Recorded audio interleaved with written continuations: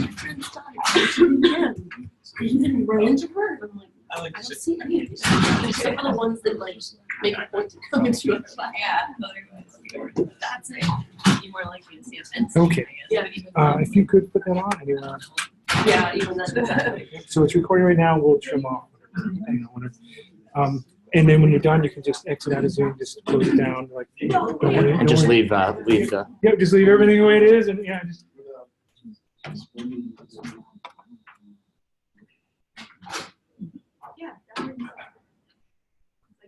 What did we do before Zoom? Huh? Right.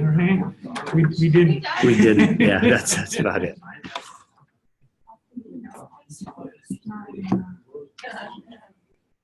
No.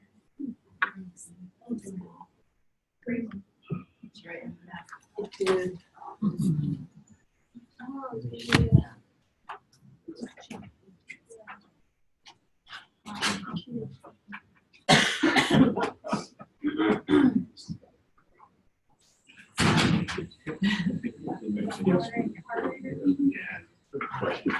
Ask good question.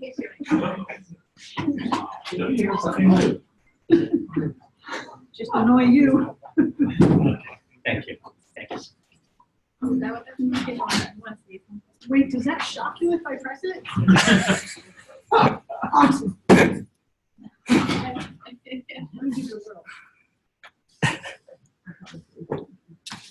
It'll never shut off. Like every little whisper. Oh, okay.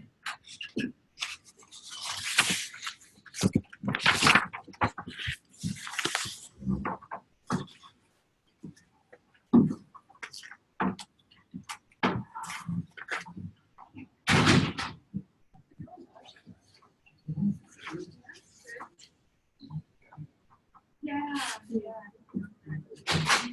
Well, it'll only be a 60 to hide in there. Are you still biting it? You did today, though.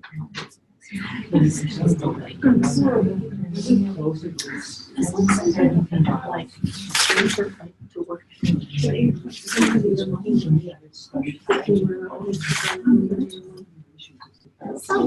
You're back. Yeah. Yes. Yeah. Not exactly.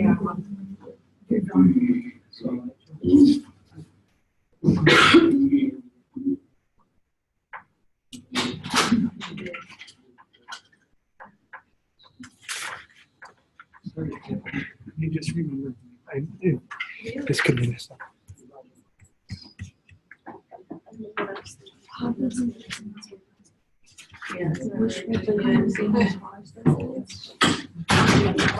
Am I anyway? No, not at all. I just realized that there are two. Yeah. So that's not even connected. I just realized that when I left, like I saw the meter move and I thought it was.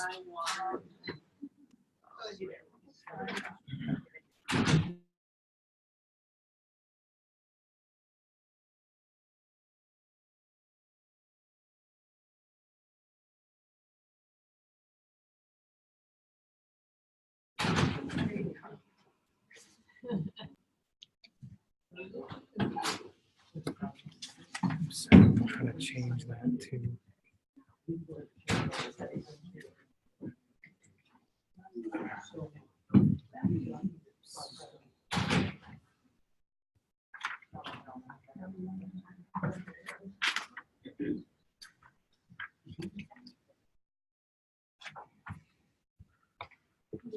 I think I'm gonna have to.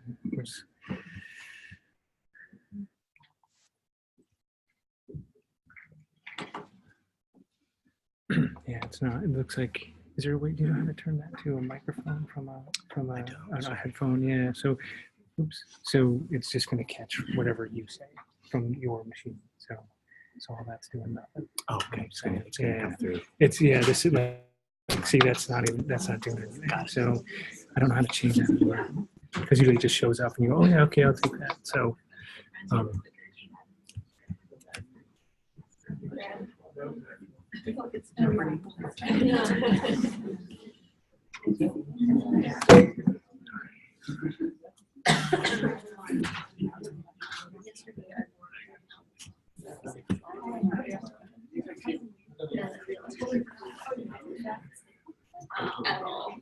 every 30 seconds. So is this thing I don't need then? Right, yeah. Oh. Yeah, sorry about that. It's okay. You know, like injuries. Okay, yeah, like the heel someone. All right. I'm leaving.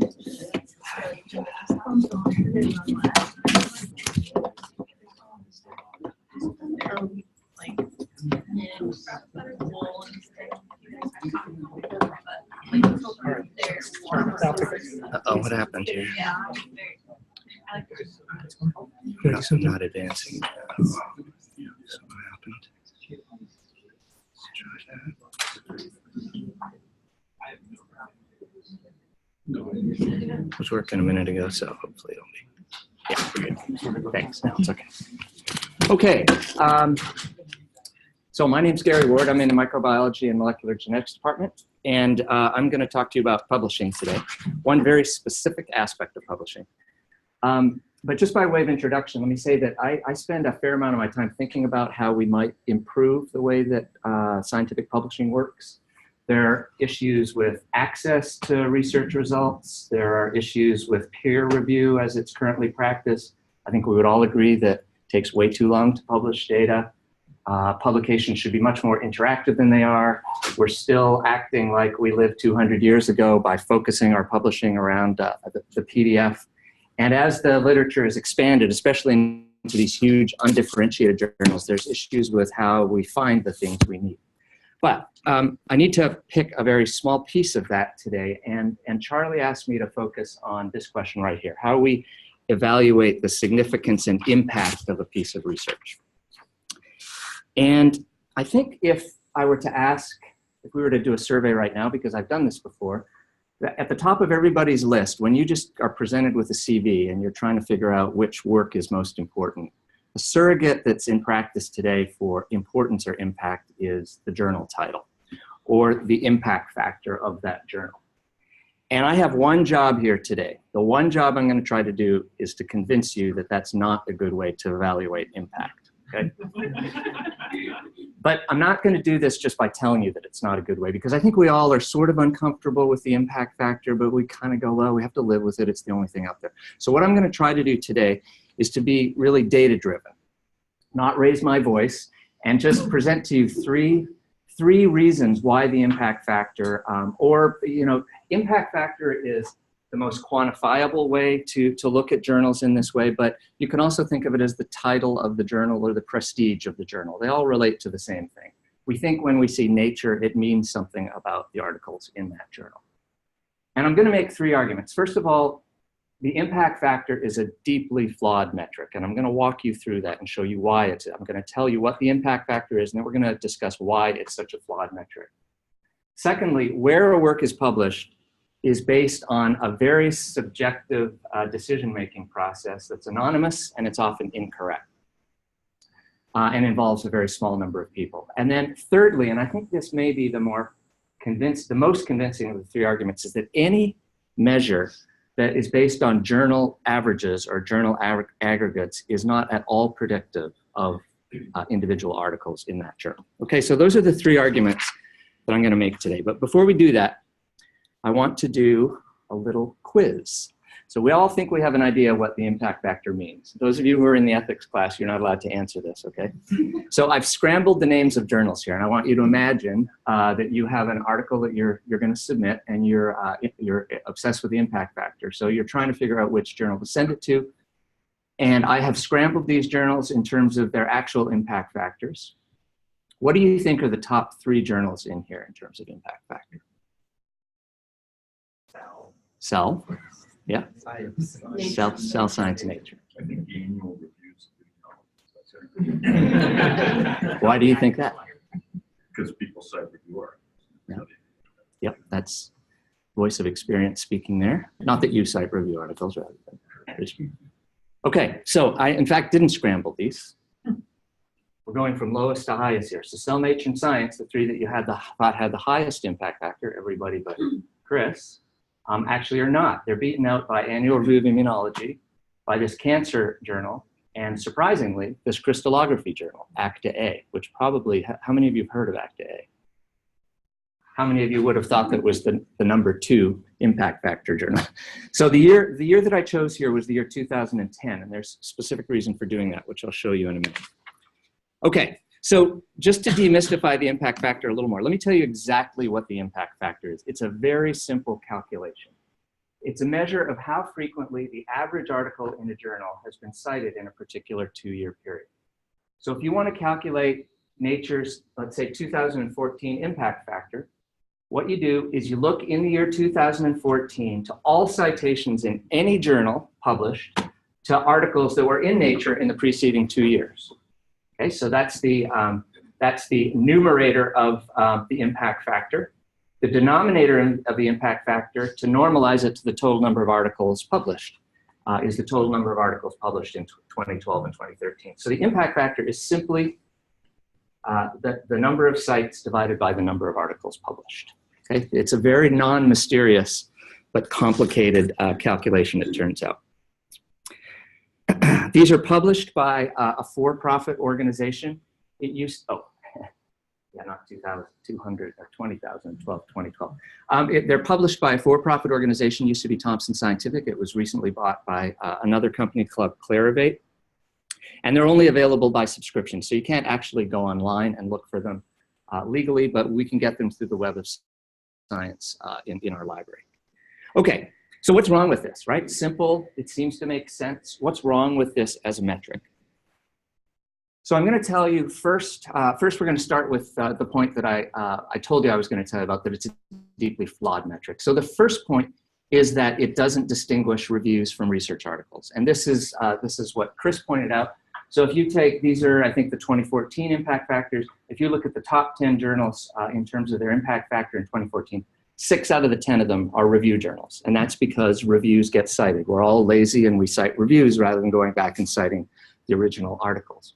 It also means that journals try to game the system by publishing more reviews. I've been on an editorial board where the editor-in-chief told me that I need to go out and solicit 10 mini reviews per year so that we can bump up the impact factor of the journal.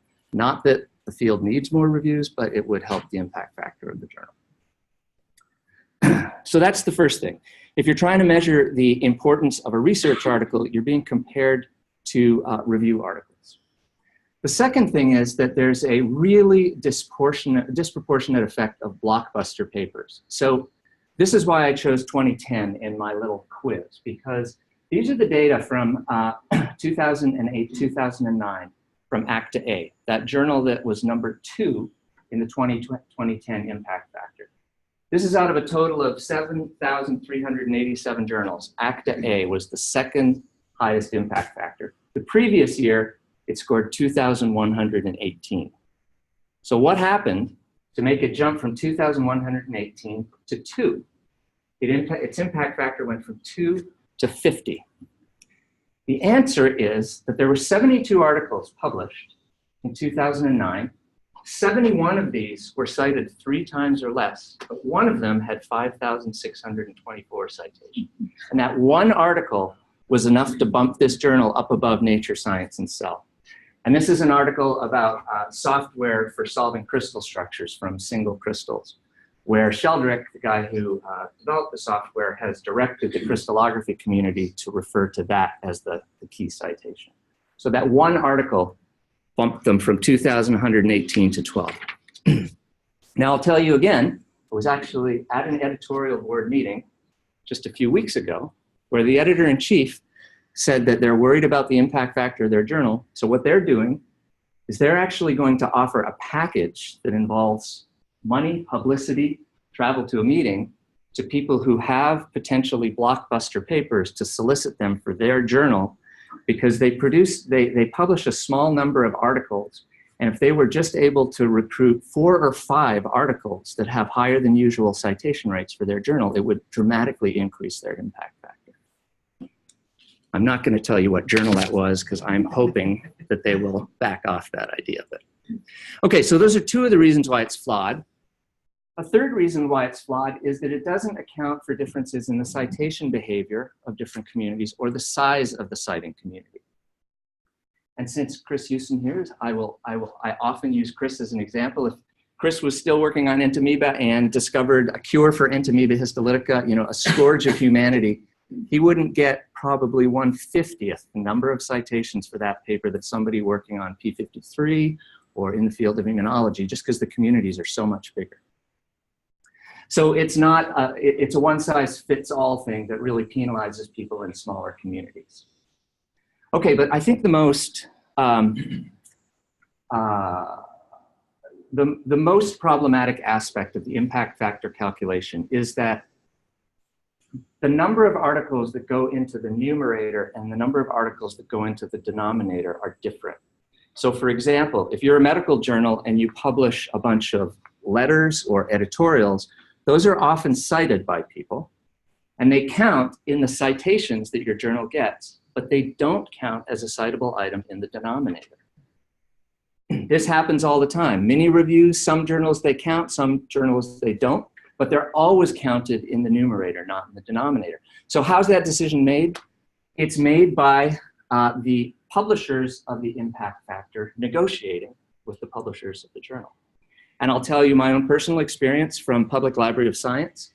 We have a journal called PLOS Medicine that 3 years into its publication, when it became eligible for an impact factor, Thomson Scientific came to the offices and said, you know, your impact factor as we currently calculate it is going to be 3. We think that's way too low. So let's see what articles we could move out of the numerator, out of the denominator to make your impact factor higher. And in fact, those negotiations would have resulted in an impact factor that varied between 2 and 11. There's a really wonderful article, 2 articles that have been written. This one is by Mike Rossner in Journal of Cell Biology, and this one is by an author named Palagas, that talk about this fudginess in the impact factor calculation. In fact, what Mike Rossner did is he bought the data from Thomson Scientific and tried to calculate the impact factor for his own journals, and it didn't work. So he called back Thomson Scientific and said, listen, I didn't get anywhere near, and they said, oh, we sent you the wrong database. So they sent him a second database. He still couldn't calculate. And so his point here is that we're all scientists. We rely on reproducibility. We rely on transparent methods. And yet we allow our career advancement to be determined by something that's completely subjective and negotiable. And I'm going to give you, again, another specific example of this. So this is for the journal Current Biology. And what you're seeing here is the total number of items published in Current Biology 2000, 2001. And then the impact factor in the year 2002, 7.07. Then the same journal, the number of published items in 2001, 2002, the impact factor over here. So that's the denominator over the numerator. Now, Current Biology's impact factor jumped by 5 points between these 2 years.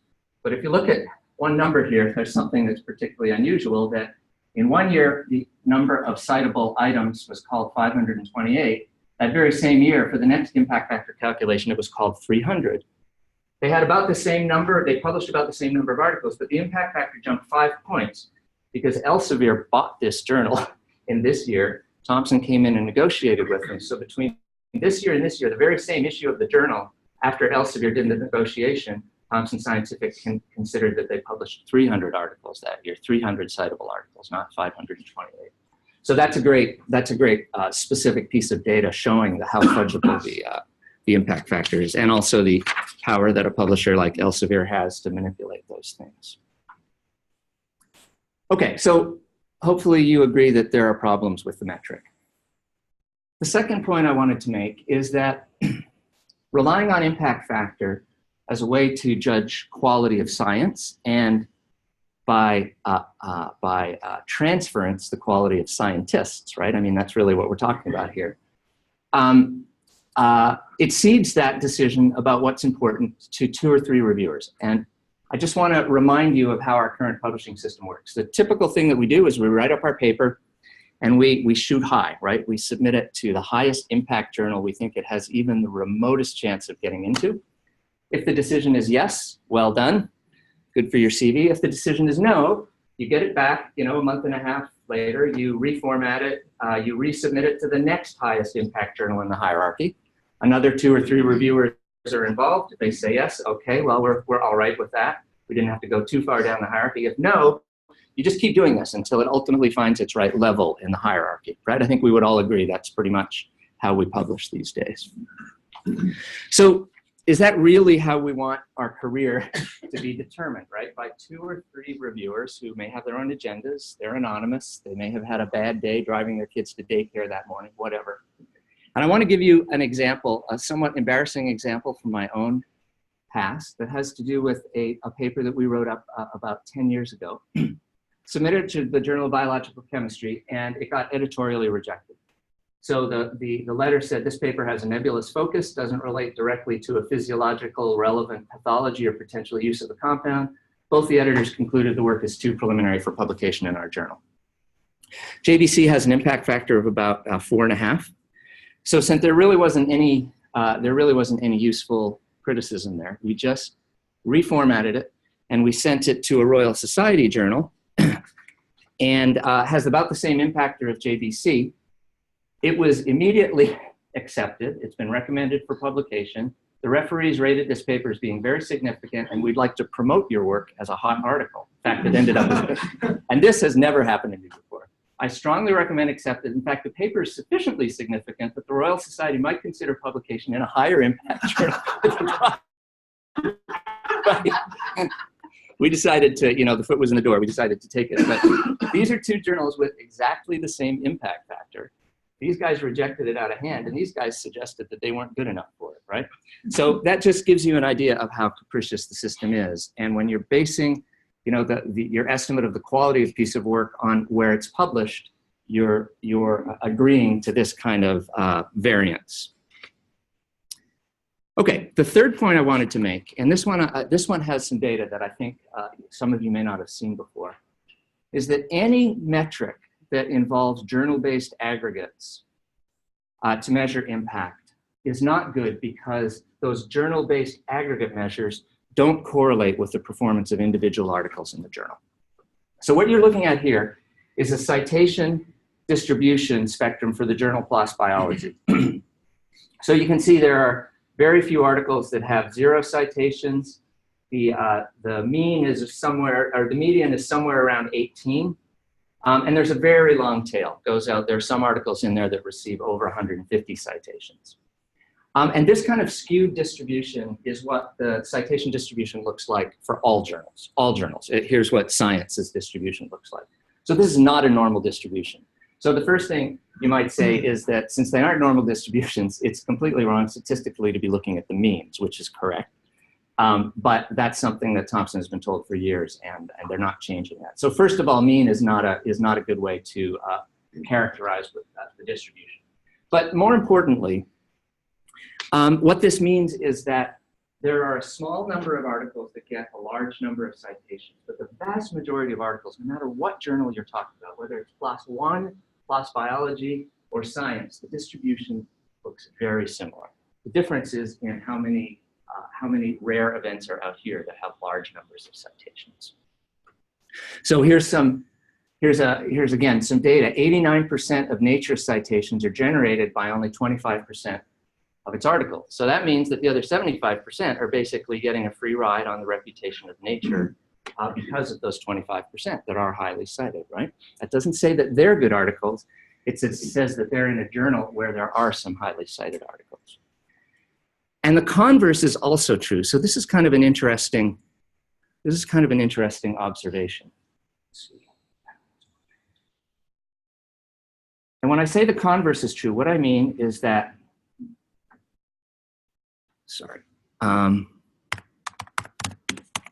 you can have a journal that you think doesn't publish anything worth reading, but in fact, you can't say that either. So if you go to Google Scholar and you click on the metrics tab, what you'll see is a list of articles by basically a list of journals by their H factor.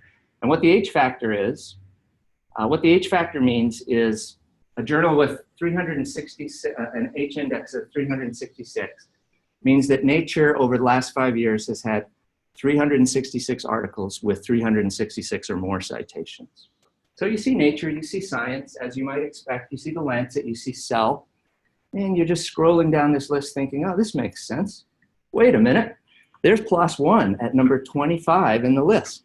PLOS One ahead of Nature Medicine, Blood, Nature Biotechnology, Nature Methods, BMJ, Neuron, Nature Reviews Genetics, Nature Neuroscience, right? That's kind of surprising that there's more highly cited articles in PLOS One than there are in these other journals. Now, the reason why, of course, is because PLOS One publishes a huge number of articles. But the point is that there are more highly cited articles in PLOS One than here. So you really can't tell based on where it's published where those good articles are. That's really the point of this. Okay, and this, I recently discovered this, and I think it is really the most damning bit of evidence arguing against the impact factor as a way to measure importance. So what you're looking at here are the citation distributions. This is from a blog post, by the way. What you're looking at here are the citation distributions for different journals that you might intuitively think you have an idea for who is going to produce the more highly cited articles. This is JCB versus Journal of Cell Science, EMBO Journal. This is JCB, Nature Cell Biology, and then Nature versus Journal of Cell Biology. Now, if you had two distributions that looked like that, you'd have to go to some pretty significant somersaults to prove that those distributions were different. And this is my favorite, actually. So this is from Nature itself in 2013 versus 2014, where they made a big deal about the fact that their impact factor jumped from 38.597 to 42.351. Now, first of all, reporting impact factors to 3 significant decimals. Right?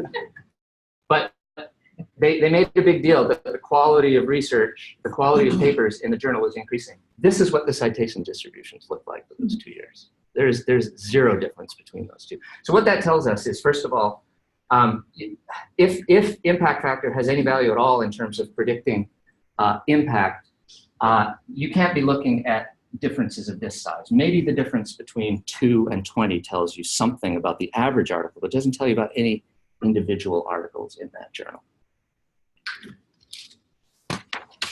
Okay, so as Mencken said, for every complex problem, there's a simple solution and it's wrong, right? And that's really the story of the impact factor. It's there, people use it, it's simple, but it's wrong for this purpose. It wasn't invented for, it wasn't developed for judging the quality of articles. It was developed for judging the average value of a journal to librarians. For that purpose, it's probably okay, right? As long as you take into account size of field. But somehow it's been, I don't want to say, I was going to say the word perverted. Yeah, I'll say the word perverted. It's been perverted over the years into a use for which it was not intended, and it doesn't serve well. So because I'm trying to stay focused on the impact factor, I'm not going to tell you today about what alternative metrics might be. I have some ideas on that. Chris Houston is going to be presenting, is it the next one, Chris?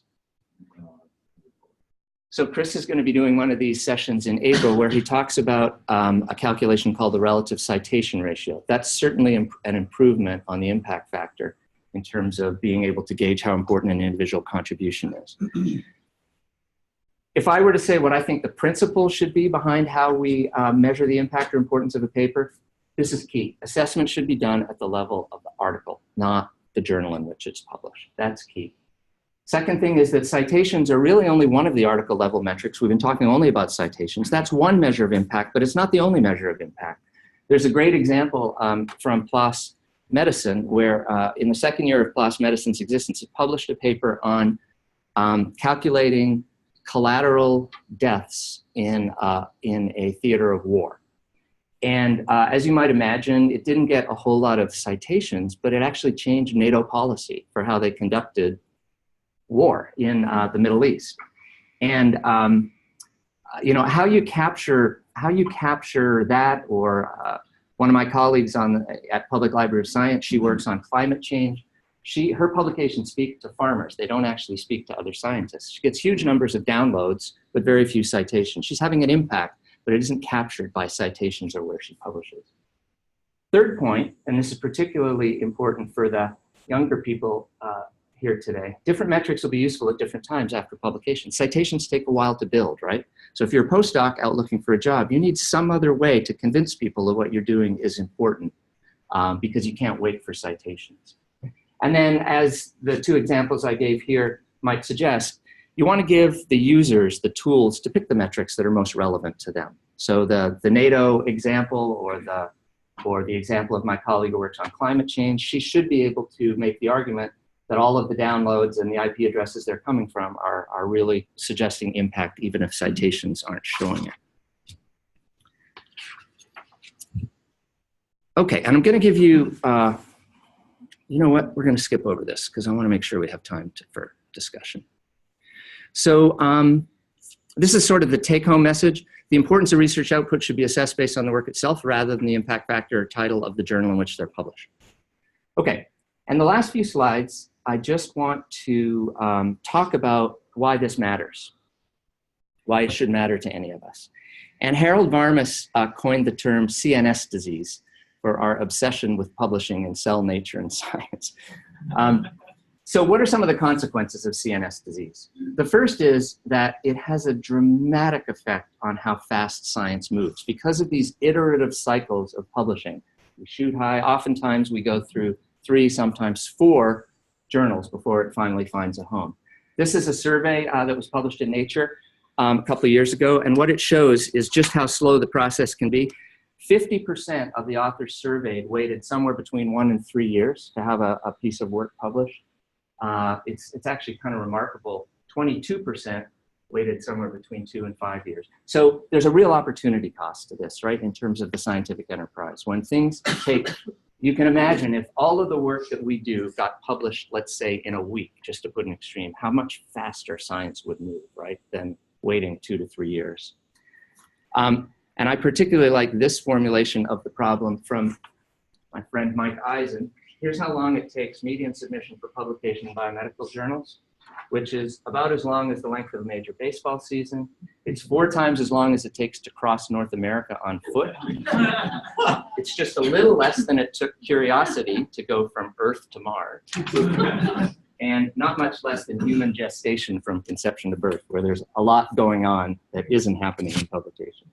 Okay, so there's a real opportunity cost to the fact that this system slows down science. Second thing is that it wastes a lot of time, right? I mean, we spend a lot of time reviewing papers, editing papers, only to have them be rejected, sent to another journal. It wastes author time because you have to reformat them. So it wastes a large amount of time. The amount of effort that's spent on peer review in the United States is estimated to be about $2.8 billion. And a large percentage of that is not the peer review that results in publication, it's the peer review that results in rejection. But I think the most pernicious part of the impact factor problem, and it has to do with the way that it has corrupted the incentive system for science. Because what we're doing now is we're basically marketing our work is what we're doing. We're marketing our work to try to get it into the highest impact journals possible. And because of that, well, actually, I'll just read. The incentives associated with increased pressure to publish in high-ranking journals encourages scientists to be less cautious in their conclusions or worse in an attempt to market their research to the top journals. This is reflected in the decline of negative results, corroborated by finding that much of the increase in retractions may be due to misconduct, and that much of this misconduct occurs in studies published in high-ranking journals. Okay, this is a really terrific article, actually, that summarizes the consequences of journal chasing, basically. There's very good evidence at this point that structures that are published in high impact factor journals are not as reliable as structures published in lower impact factor journals.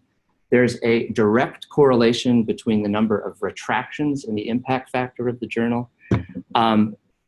Actually, there's one of the things that he discusses in this article is there's this interesting phenomenon that virtually all results show a decline effect, which means that when they're first published, the effect is larger than in subsequent replications of that same observation. All results in science follow that effect. So we're encouraged to oversell our results, basically.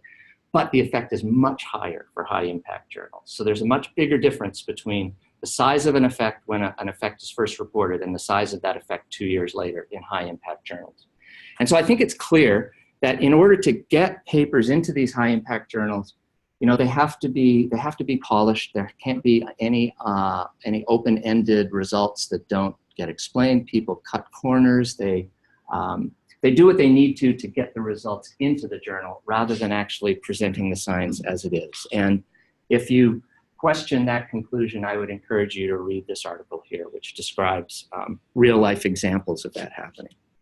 So to me, that's the most important consequence of our reliance on a flawed metric, is that it really corrupts science by putting the wrong incentives in place.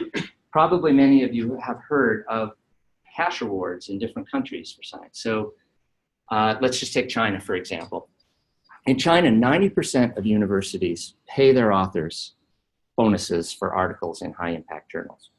And it's not insignificant. The average payment for an article in Nature, Science, or Cell in China is $43,000. Yeah. There was one, yeah, let's all move to China. Right? There was one highly publicized case just last year where a group was paid $2.3 million for a publication in Cell.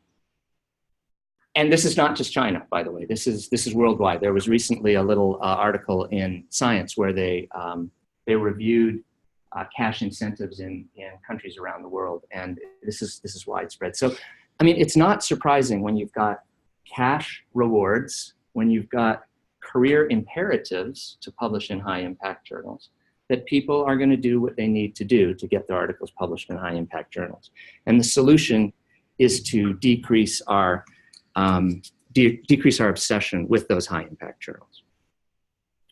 Okay, so I'm just going to finish by saying if you believe what I told you here, and I realize that I went partly from fact to a little more opinion here, although it isn't entirely opinion. There's a lot of data supporting it.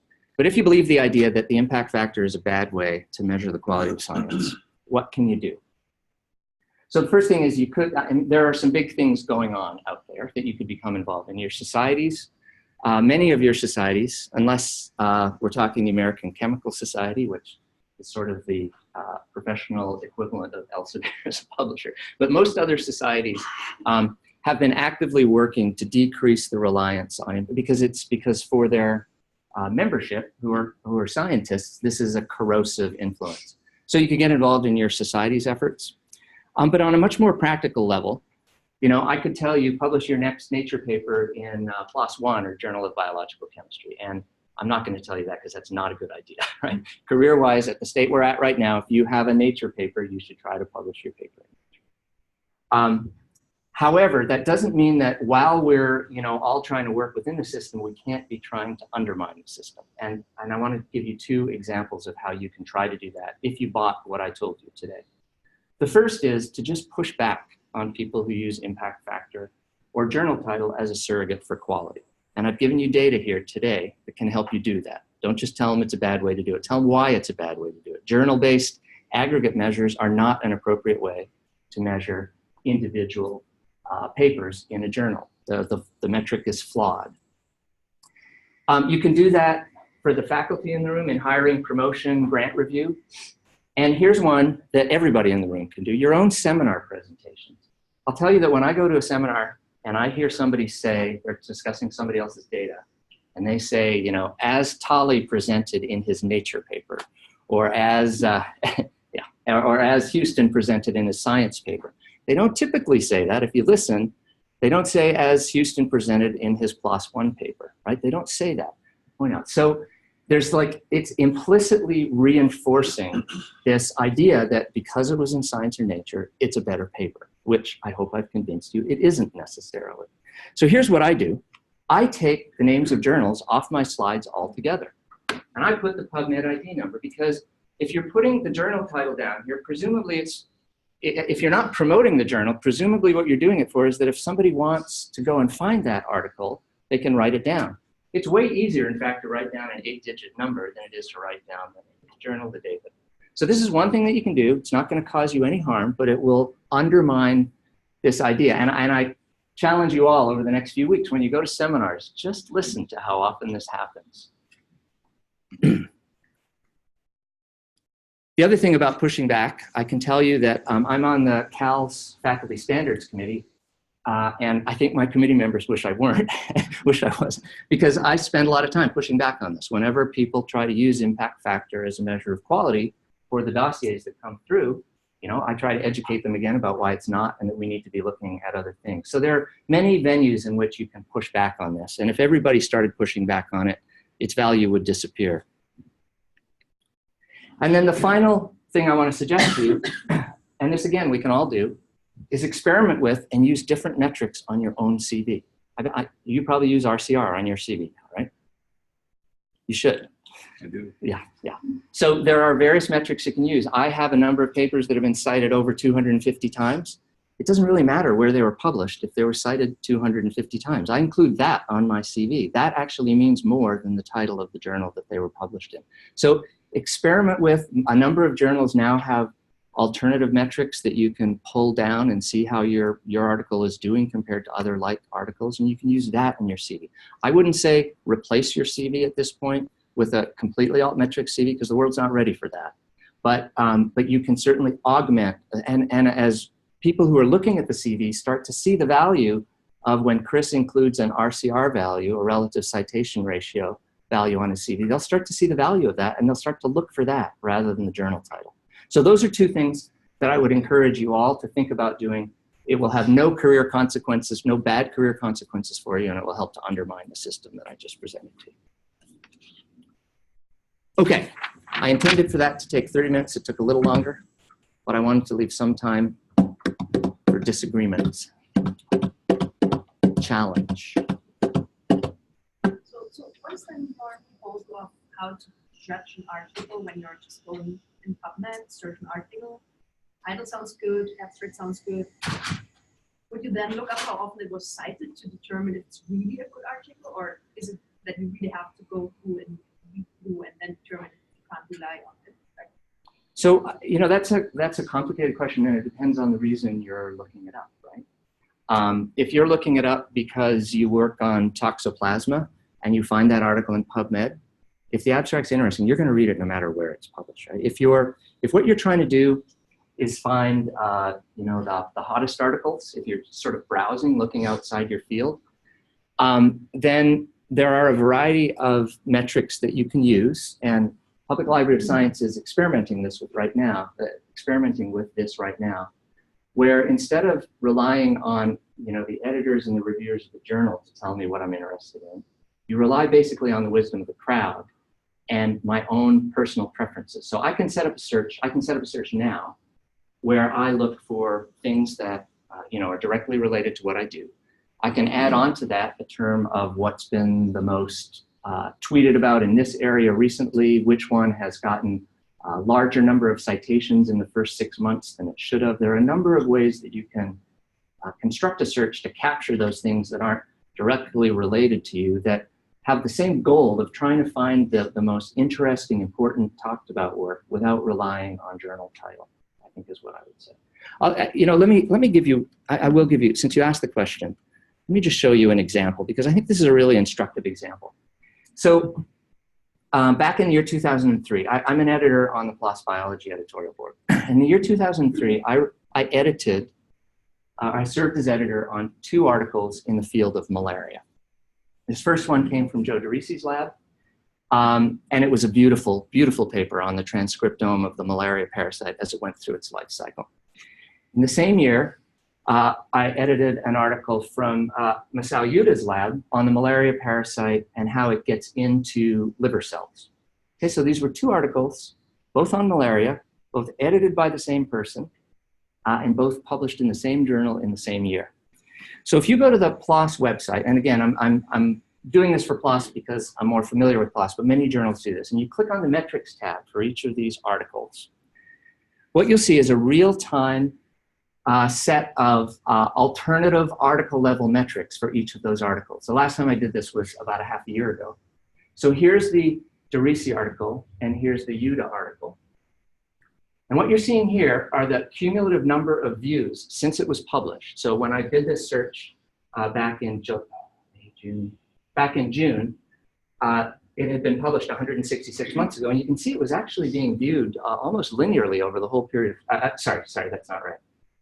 It was continuing to be viewed even 166 months later. This is the actual pattern that you would expect for the average article in biology and the life sciences. So even in the field of malaria, which is quite small, this thing was getting a lot of attention. Its figures that had been deposited in Figshare had been accessed 200 times. It had been cited almost 1,000 times in the Scopus database. It had been recommended by 3 reviewers in Faculty of 1,000. It had been discussed on social media. There were 3 Wikipedia entries, right? Here's a whole suite of metrics that you could pick from. The UTA article on almost every single one of these metrics scored 1/4 as high. So instead of 45,000 downloads, 11,000 downloads. Instead of 1,000 sites, 200 sites. Instead of 3 Faculty of 1,000 mentions, 1 Faculty of 1,000 mentions. There's just no question when you look at the data displayed this way, which has been the more impactful paper in the field of malaria, right? There's no question.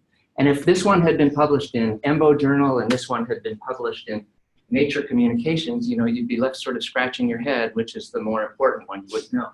Whereas these metrics tell you immediately, if you had to choose, so coming back to your question, if you only had half an hour to choose to read a malaria paper, you'd read this one, because this one has been more impactful.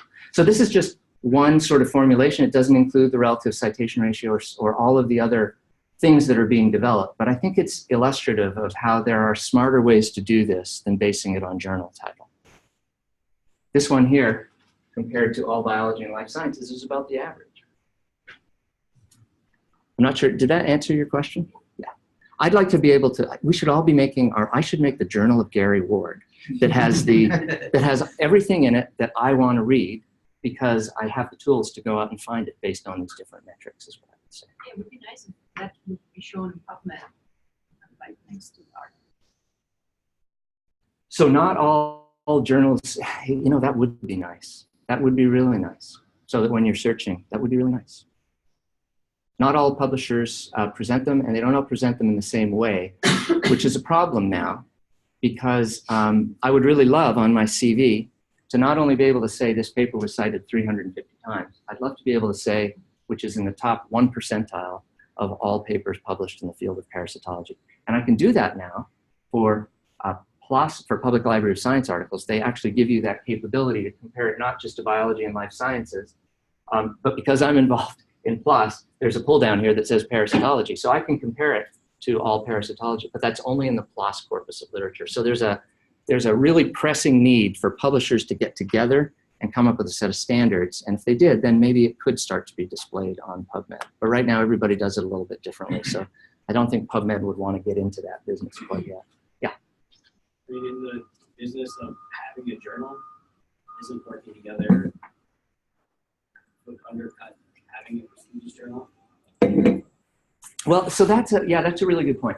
My position on this has always been, and I've been working through PLOS to try to get more and more publishers to adopt it, to adopt a standard set, because if 70% of the publishers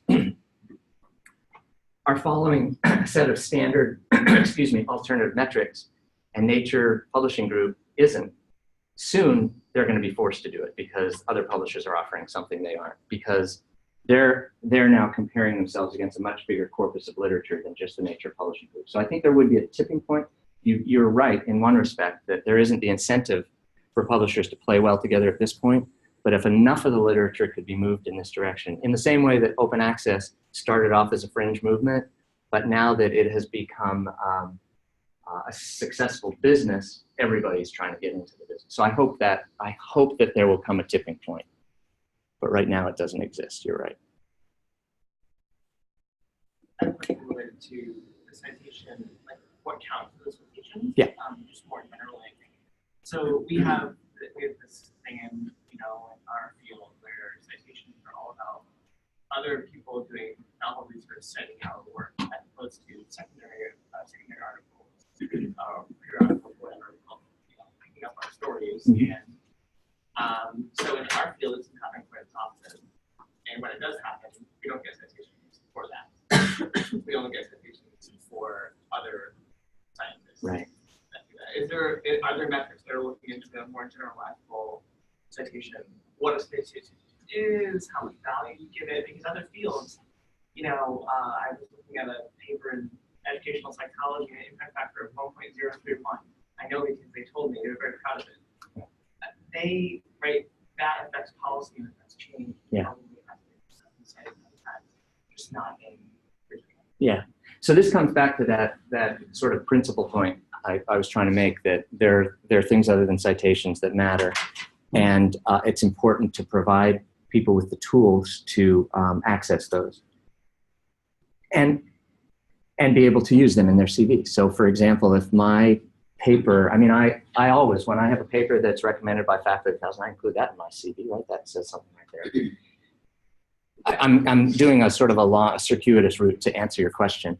One of the early indicators, for those of you who are younger scientists, one of the early indicators of downstream success of a paper is how well it gets picked up in reputable blogs by science bloggers. And so this is something that PLOS has tried to follow, and at various times you'll see blog entries in this article level metrics thing, because that's one that is much more time insensitive and is proving to be really well correlated with downstream success. Other things like views and downloads, there's some value to them, as you can see from this example, but they aren't predictive. But blogs is looking to be a little more predictive. So that relates to, whether a journalist picks it up. What I would say is that wherever you work, the public affairs office, the communications office, is pretty good at tracking when something to come out of UVM has been mentioned by an article. You should absolutely collect those. And if there's more than one, if there's a couple of them, you should include that in your CV. It was featured in, that's not a sort of systematic metric, but in specific cases, if you're in an impact factor journal of one, but it's been picked up by the press or it's changed policy, for sure you should be mentioning that. You should be highlighting that in your CV. It's getting that information, right? But the communications offices are generally pretty good at knowing when anything that's been done here has been talked about. So if you have reason to suspect it might have been picked up, you could check with them. No. Wondering if you know, or if anyone knows, whether altmetrics are more or less sensitive to thieving or hacking compared to a closed source. So there's been a fair amount of work done on that. Okay, so let me answer that question a couple of ways. First is, let's not pretend that the current system of peer review isn't subject to gaming, right? It's like what journal it gets into has a lot to do with who you are, where you're from, who reviewed it. So it's not like the current system is free of that, right? Having said that, how do we prevent gaming in an altmetric system? First of all, TripAdvisor, Amazon, they've figured this out. And there's a lot of lessons to be learned. And PLOS and eLife in particular have done some pretty interesting experimenting on this. It turns out that if you look at the suite of altmetrics, they tend to track together. There are complex relationships between them that you can, over time, since there's such a huge database, you can figure out how they relate to each other. And so what journals that present altmetrics do now is they monitor that for all their articles. And if they see a spike in downloads that isn't accompanied by the other things, it becomes suspicious. They track it down. They then start applying some filters like what IP addresses are they coming from. So there are a number of ways that are public. That's one of them. And there are a number of ways that are not public that they're working against gaming the system. Yeah, and I'm actually pretty confident that most of the data that are presented by the publishers that worry about this are pretty solid and robust, as solid and robust as the conventional peer review system is, I would say, maybe even more so. Yeah. You mentioned there must be data on it because you did bring it up that certain journals are more prone to retractions than others and it correlates with impact factor. Is there a way to calculate a retraction factor for a journal that would be public knowledge to people publishing in it? Or to say, you look at a journal and say, okay, well, 25% of what they publish is junk science versus a lesser impact journal that's never retracted an article. You might be more inclined to say, like, okay. It isn't, first of all, it isn't 25% for any journal. The numbers are small. Yeah. So there's the relationship right there. And there is the retraction index is a factor that is normalized to the number of articles that are published. This was published in, I forget which ASM journal it was, but if you want to look it up, it's quite nice analysis. And it talks about, we can't actually say, when you look at data like this, that the problem is the pressure to publish in those high journals. Let's be fair about this. That's certainly a contributor. It may be that articles that are published in these journals get more scrutiny because they're more widely read. There's probably multiple contributing factors here, but the rest of the data that I referred to argues that there is a component of this that relates to people's imperative to publish in these high impact factor journals, cutting corners, and so on. They published a subsequent paper showing that the majority of retractions weren't innocent mistakes. They're actually due to fraudulent behavior. So what's driving the fraudulent behavior? I think you can connect the dots. So yeah, those data are out there. And Retraction Watch, whoever said Retraction Watch, yeah, it's a great site. You can go on there and you can get data on all the journals. You can get an email every day about all the latest news on retraction. Yeah. That's great. They rank scientists by the number. I mean, it's the guy who runs it. I was at a talk that he gave. It was fascinating, and I signed up immediately. But now I can get 1 or 2 emails every day, and I just don't delete them all. But I don't know if you peruse that site, but actionwatch.com. Yeah. It's a little aggressive and unaccountable, I think, is what I would say. I haven't studied it. It's a little Wild West, but they have turned up things on Retraction Watch. Days after things have been published in Science or Nature, things will show up on Retraction Watch that they noticed a figure that was duplicated, or they noticed that the statistics couldn't possibly be generating this level of significance. So I think it serves a purpose, and I think every scientist should live in fear that they're something that they've done. Well, I think they're not just identifying it; they're just cataloging it. So they kind of catalog all the retractions and look for patterns. So if you see the same author in multiple retractions, they note that. Yeah, they work in collaboration with a sort of a post-publication peer review evaluation group that will, they're hungry to find errors, and then they share them with Retraction Watch. So I think it serves a good purpose, and we should all try to be as squeaky clean as we can so that